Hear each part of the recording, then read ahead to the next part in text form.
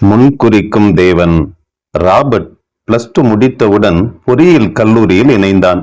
அவன் படித்து முடித்தவுடனே அவனுக்கு வேலை கிடைக்கவில்லை. முதலில் சில நிறுவனங்களுக்கு தன்னுடைய பயோடேட்டாவை தூக்கி கொண்டு வேலை தேடி போனான். ஆனால் எந்த வேலையும் அவனுக்கு திருப்தி தரவில்லை.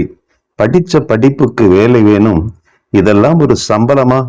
என் ஸ்டேட்டஸுக்கு இந்த வேலை செட் ஆகாது என ஏகப்பட்ட சாக்கு போக்கு சொல்லி வீட்டில் வெட்டி ஆபீசராக இருக்கிறான். ராபர்ட்டுக்கு லட்சியம், கனவு, அதை அடையும் தகுதி எல்லாமே இருக்கிறது. ஆனால் வாழ்க்கையில் பெரிய அளவில் வெற்றி பெற்றவர்கள் எல்லோருமே சின்ன புள்ளியில் தொடங்கி மெதுவாக மேலே வந்தவர்கள் என்பதை அவன் புரிந்து கொள்ளவில்லை. ஒவ்வொருவருக்கும் தேவன் முன்கூட்டியே எல்லா காரியங்களையும் குறித்து வைத்து இருக்கிறார் என்பதை அவன் தெரிந்து கொள்ளவில்லை. தேவன் முன்குறித்து வைத்தபடி எல்லாமே நடக்கிறது என்பதை அறிந்து அவர் சித்தத்திற்கு முழுமையாக நம்மை ஒப்பு கொடுக்க வேண்டும். ஆனால் ராபர்ட் அதிரடியாக முதலிலேயே பெரிய பதவியில் உட்கார வேண்டும், அதிக சம்பளம் வாங்க வேண்டும் என்று எண்ண ஓட்டத்தோடு வாழ்ந்து வந்தான். இந்த எண்ணம் கொஞ்சம் தவறானது தானே? தாவீது முதலில் ஆடு மேய்ப்பவனாகத்தானே இருந்தான்.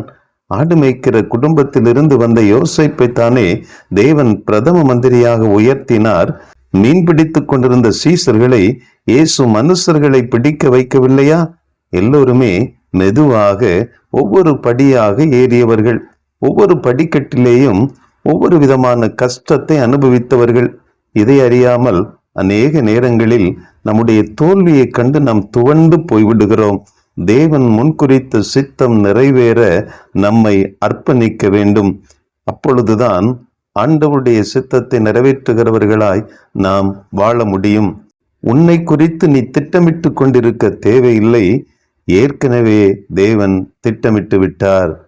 வெற்றி என்பது லட்சியத்தை படிப்படியாக புரிந்து கொள்வது. நைட்டிங்கேல் இப்படியாக சொல்லி இருக்கிறார். என் அருமையான அன்பு தெய்வ ஜனமே, நாமும் ஆண்டவருடைய கரத்திலே அர்ப்பணிப்போம். முன்குறித்து வைத்திருக்கிற ஆசீர்வாதத்தை சுதந்திரித்துக் கொள்ளும்படியாய் அவருடைய கரத்திலே அடங்கி இருப்போம். ஆமேன், ஆமேன்.